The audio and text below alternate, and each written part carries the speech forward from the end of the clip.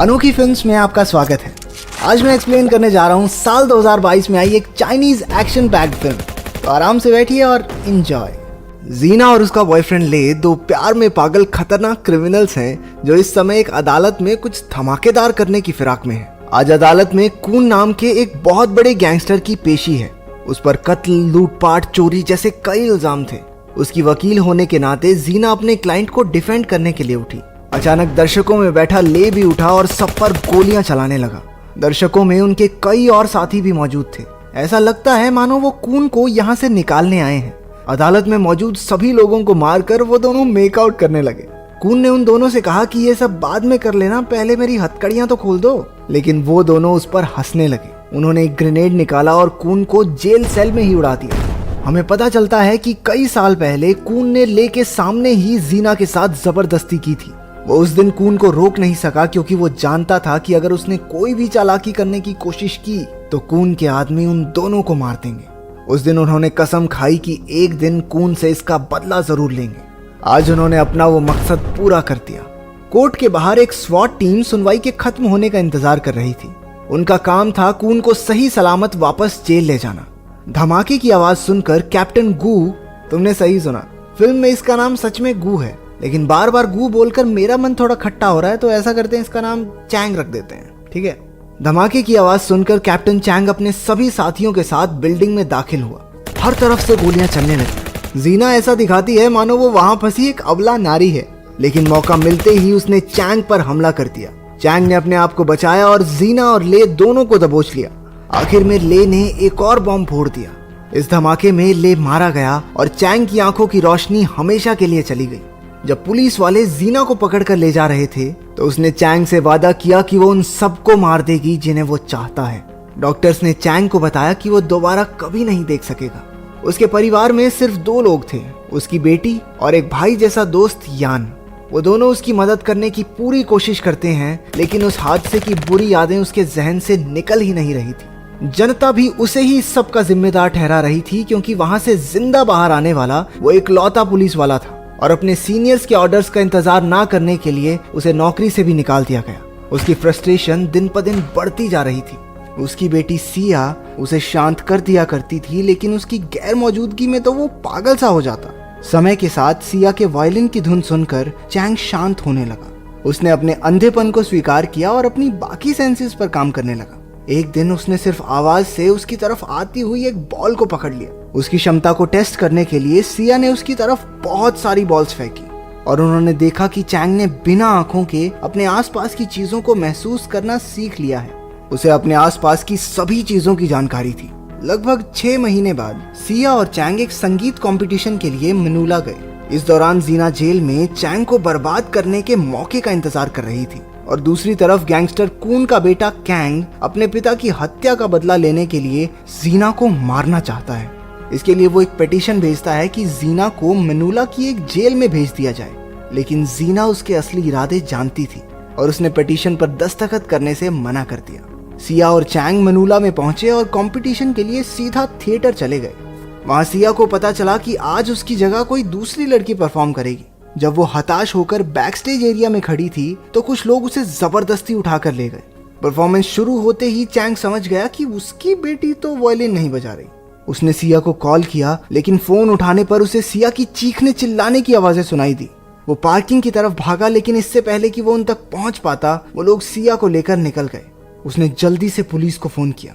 थोड़ी देर बाद पुलिस ने उसे बताया कि उन्हें नदी किनारे एक लड़की की लाश मिली है जिसके चेहरे को एसिड से जलाया गया था। चैंग ने उस लाश के हाथों को पकड़ा और 1 सेकंड में समझ गया कि ये उसकी बेटी सिया नहीं है, क्योंकि 10 साल से वायलिन बजा रही सिया की उंगलियों का ऊपरी भाग इतना मुलायम नहीं था। उसने ये सब पुलिस को भी बताया, लेकिन वो उसकी बात नहीं मानते, क्योंकि उनके हिसाब से लाश की जेब से मिला सिया का आईडी कार्ड ही बहुत है ये प्रूव करने के लिए कि भाई यही लड़की सिया है, और वो इस केस पर अब और समय बर्बाद नहीं करेंगे। इस पर चैंग को गुस्सा आ गया और वो इंस्पेक्टर को बुरी तरह पीटने लगा।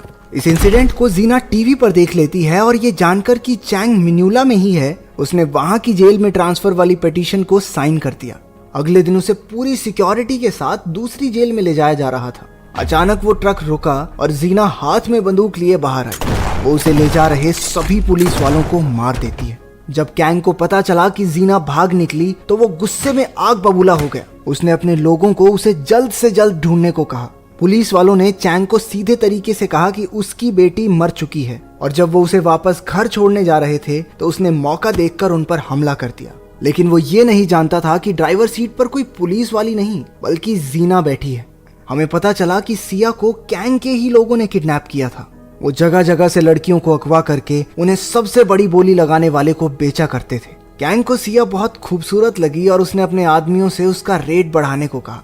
क्योंकि जीना कैंग के इस धंधे के बारे में सब जानती थी तो उसने चैंग को उसकी बेटी तक पहुंचने का तरीका बताया। जीना कहती है कि पुलिस उनकी कोई मदद नहीं करेगी क्योंकि वो सब तो कैंग से रिश्वत लेते हैं। हालांकि जीना आखिर में उसकी बेटी को मारना ही चाहती है, लेकिन उसे ढूंढने तक उसने चैंग का साथ देने की ठानी। वो जीना को लेकर एक औरत के पास गया जो ये तय करती थी कि लड़की उनके क्लाइंट्स के लेवल की है भी या नहीं। बिजनेस कोई भी हो, क्वालिटी जरूरी है। उस औरत ने जीना को तो पास कर दिया, लेकिन उसे चैंग के इरादे कुछ ठीक नहीं लग रहे थे। तो जीना के अंदर जाते ही उसने चैंग पर बंदूक तान दी, लेकिन इससे पहले कि वो गोली चलाती, चैंग ने बंदूक छीनकर उसी के सर पर दे मारी। वो भी जीना के पीछे कमरे में गया जहां वो दोनों पकड़े गए। दूसरी तरफ लड़कियों पर बोलियां लगनी शुरू हो गई थी।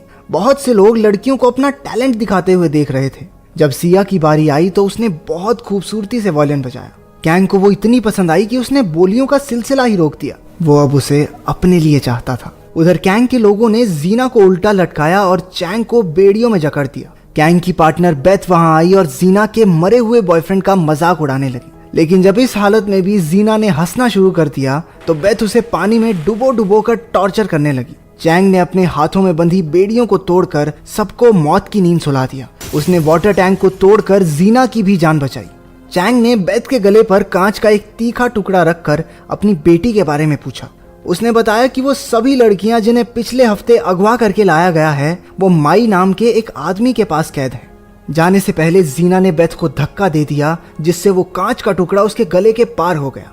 इसके बाद जीना चैंग को अपने घर लेकर गई, जो कि असलियत में एक पुलिस ऑफिसर का घर है जिसे जेल से भागते वक्त जीना ने मारा था। कैंग को जब बेथ की मौत के बारे में पता चला तो उसने माई से जीना और चैंग को ढूंढकर खत्म करने को कहा। कुछ देर बाद माई अपने लोगों के साथ उनके अपार्टमेंट के बाहर पहुंचा।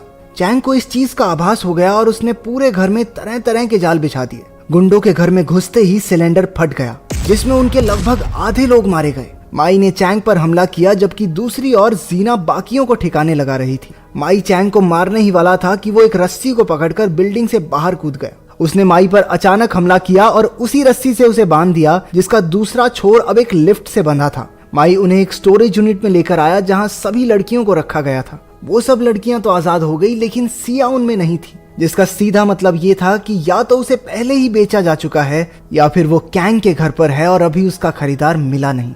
अगले दिन यान पुलिस स्टेशन पहुंचा और इंस्पेक्टर रामा से केस के बारे में पूछा, लेकिन जब रामा ने उसे कुछ भी बताने से मना कर दिया तो वो अकेले ही अपने दोस्त को ढूंढने निकल पड़ा। इस दौरान चैंग ने जीना के गले पर छुरी रखकर उसे अपनी असली पहचान बताने को कहा। जीना ने वही शब्द दोहराए जो उसने अपने बॉयफ्रेंड ले की मौत के वक्त कहे थे। वो समझ गया था कि ये औरत कौन है। तभी वहां यान पहुंच गया और उसने जीना पर बंदूक तान दी। जीना ने जल्दी से माई को मार दिया जिस वजह से कैंग के घर का पता जानने वाली सिर्फ वही बची थी। अगर उन्होंने उसे मार दिया तो वो सिया तक कभी नहीं पहुंच पाएंगे। जीना ने चैंग को यान और उसकी बेटी के बीच एक को चुनने के लिए कहा। उसने अपनी बेटी को चुना और यान के पेट में खंजर घोंप दिया, लेकिन उसने इस बात का ध्यान रखा कि वो इस वार से मरे ना। इसके बाद वो दोनों एक गाड़ी में बैठकर अपने बीते हुए कल के बारे में बात करने लगे। जीना ने उसे बताया कि उसके बाप ने बचपन में ही उसे एक गैंग को बेच दिया था, ले ही उसका परिवार उसका सब कुछ था, जिसे चैंग ने मार दिया। इसलिए वो अब उसे सिया के सामने मारेगी ताकि उसकी बेटी भी जीना का दर्द महसूस करे। वो दोनों एक हथियार बेचने वाले के पास गए। ये वही आदमी था जिसके थ्रू उसके बाप ने जीना को उस गैंग को बेचा था। इसलिए मौका पाते ही जीना ने उसे मार डाला और सारी बंदूकें और हथियार लूट लिए। चैंग ने उस आदमी के हाथ से एक बॉल भी ले ली। अगले सीन में कैंग सिया को दो ऑप्शंस देता है, या तो वो उसके साथ रहे या फिर वो उसे सबसे बड़ी बोली लगाने वाले को बेच देगा, जिस पर सिया ने बताया कि उसके पिता उसे लेने जरूर आएंगे। तभी एक ट्रक घर का मेन गेट तोड़कर अंदर आया और जीना ने अंधाधुंध गोलियां चलानी शुरू कर दी। इस सब के बीच चैंग ने सिया की तरफ एक बॉल फेंकी जिससे वो समझ गई कि उसके पिता उसे लेने आ गए हैं। उसने चुपके से उस बॉल को अपने पास रख लिया। उन्होंने एक के बाद एक कैंग के सभी लोगों को मार दिया। आखिरकार कैंग सिर्फ अपने वकील और सिया के साथ रह गया। वकील भी उसे छोड़कर वहां से भाग निकला। कोई दूसरा तरीका ना सूझने पर कैंग ने सिया पर एक टाइम बॉम्ब लगा दिया, लेकिन इससे पहले कि वो कुछ कर पाता, जीना ने उसे मार दिया। उसने सिया को एक चेन से बांधकर उल्टा लटका दिया और कहने लगी कि अगर उसके अंधे बाप ने सही अंदाजा लगा लिया तो वो बच जाएगी, वरना राम नाम सत्य है। ये कहकर उसने चेन छोड़ दी और सिया तेजी से नीचे गिरने लगी। सिया ने अपने हाथ में पकड़ी वो बॉल उसके पिता की तरफ फेंकी, जिससे वो समझ गया कि उसकी बेटी किस तरफ है। वो उसे बचाने के लिए लपका और इसी बीच जीना को गोली भी मार दी। उसने सिया को बचा तो लिया, लेकिन उसके पेट से अभी भी वो टाइम बॉम्ब बंधा हुआ था। तभी यान वहां आया और उसने चैंग की बॉम्ब को डिफ्यूज करने में मदद की। आखिरकार वो तीनों बच गए।